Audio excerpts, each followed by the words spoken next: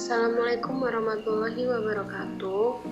Perkenalkan, nama saya Nataya Agnes Bratakusuma, NIM F100-200-149, dan rekan saya Nimas Ayu Tiara Wibowo, NIM F100-200-135, dan Dani Febriadi Artado, NIM F100-200-140. Bismillahirrahmanirrahim. Assalamualaikum warahmatullahi wabarakatuh. Puji syukur kami hadiratkan kepada Allah Subhanahu wa Ta'ala, Tuhan pemilik semesta yang telah memberikan rahmat dan hidayahnya, sehingga kami dapat menyelesaikan tugas presentasi pendidikan Pancasila ini. Dan tak lupa kami ingin berterima kasih kepada dosen pengampu kami dalam membimbing kami hingga presentasi ini dapat terselesaikan dengan baik. Presentasi ini kami buat untuk memenuhi tugas pendidikan Pancasila yang dimana berisi langkah-langkah dalam membuat produk berupa podcast. Kami menyadari bahwa presentasi ini masih banyak kekurangan. Maka dari itu, kami mengharapkan kritik dan saran yang membangun dari pihak yang terkait agar kedepannya kami bisa menulis dengan lebih baik. Sekiranya presentasi ini dapat bermanfaat ke depannya. Kami mohon maaf bila terdapat tulisan yang salah maupun kurang berkenan bagi para pembaca. Wassalamualaikum warahmatullahi wabarakatuh. Proses pembuatan produk proyek warga negara. Untuk langkah pertama, menentukan topik yang dibahas, yaitu menentukan poin-poin yang akan menjadi pembahasan dalam produk. Poin yang didapat yaitu topik yang akan dibicarakan, masalah yang diangkat, beberapa referensi untuk dijadikan solusi, penutup beserta harapan. Langkah yang kedua yaitu proses pembuatan, dengan cara perekaman suara secara daring.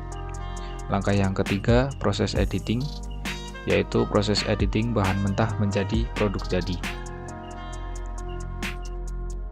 Pada langkah pertama, kami menentukan poin-poin yang akan dibahas di dalam produk. Dikarenakan kondisi pandemi, pembahasan dilakukan dengan memanfaatkan platform daring. Topik yang ingin dibicarakan.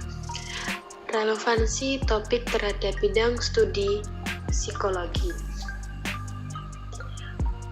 Menurut teori hierarki, kebutuhan yang dikemukakan Abraham Maslow bahwa manusia cenderung berusaha untuk memenuhi kebutuhan dasar terlebih dahulu, yang berupa sandang, pangan, dan papan. Maka dari itu, masyarakat kelas menengah akan sulit memenuhi kebutuhannya jika diberlakukan PSBB. Karena tidak semua pekerjaan dapat dilaksanakan dari rumah. Menurut Pancasila sila kelima, yaitu keadilan sosial bagi seluruh rakyat Indonesia, belum sempurna dan merata diterapkan. Di masa pandemi ini, banyak masyarakat yang tidak bisa bekerja dari rumah saat PSBB diterapkan. Bahkan, banyak yang tidak memiliki pekerjaan karena terkena PHK dari perusahaan tempat bekerja mereka. Identifikasi masalah. Yang pertama, tidak semua masyarakat patuh pada aturan PSBB di masa pandemi ini. Yang kedua, beberapa masyarakat terutama menengah ke bawah terkadang melanggar peraturan PSBB tersebut karena mereka tidak dapat bekerja dari rumah. Yang ketiga, di masa pandemi seperti ini, tidak semua pekerjaan dapat dilakukan dengan metode work from home atau WFH. Yang keempat, banyak orang kehilangan pekerjaan di saat masa pandemi. Yang kelima, pertumbuhan ekonomi menurun dikarenakan ekonomi yang sulit saat PSBB diterapkan. Dari pembahasan di atas, ada beberapa solusi yang dapat kami berikan, yaitu yang pertama, tetap mematuhi protokol kesehatan yang dianjurkan oleh pemerintah. Sudah seharusnya saat pandemi seperti ini, kita harus lebih dalam memperhatikan dan menjaga kebersihan kita, juga lingkungan yang dekat dengan kita. Pemerintah sudah menganjurkan beberapa protokol kesehatan untuk dipatuhi oleh setiap masyarakatnya. Contoh protokol yang diterapkan adalah bekerja dari dalam rumah atau work from home, jangan pergi keluar rumah jika tidak perlu, selalu memakai masker saat bepergian, dan selalu mencuci tangan dengan sabun atau hand sanitizer. Dengan cara ini, maka kita ada harapan yang tinggi untuk memutus rantai penyebaran COVID.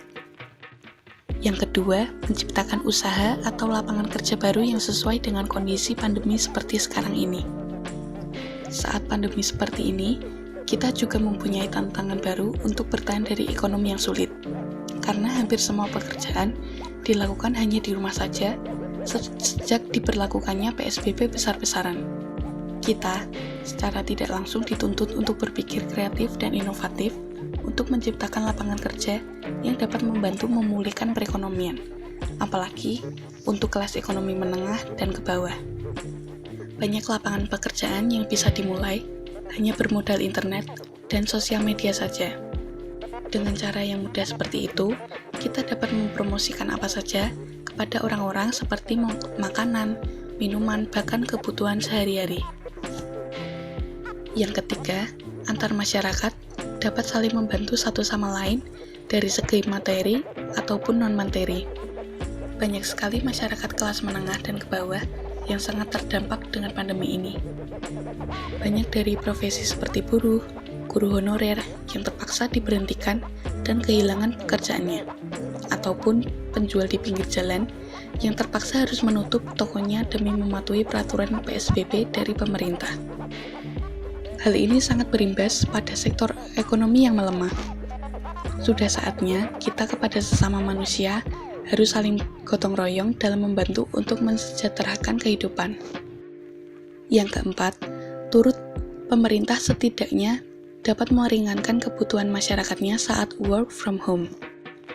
Dengan melemahnya perekonomian di kalangan masyarakat, khususnya yang menengah dan ke bawah, pemerintah perlu mengadakan program bantuan sosial untuk sedikit meringankan beban masyarakatnya yang terdampak, dan juga layanan yang dapat diakses setiap waktu untuk membantu mempermudah masyarakatnya.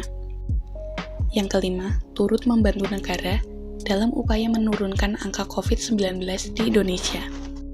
Tidak hanya pemerintah, kita pun sebagai masyarakat sudah sepatutnya membantu untuk menurunkan angka COVID di negara kita sendiri. Apa saja yang dapat kita lakukan untuk membantu menurunkan angka COVID?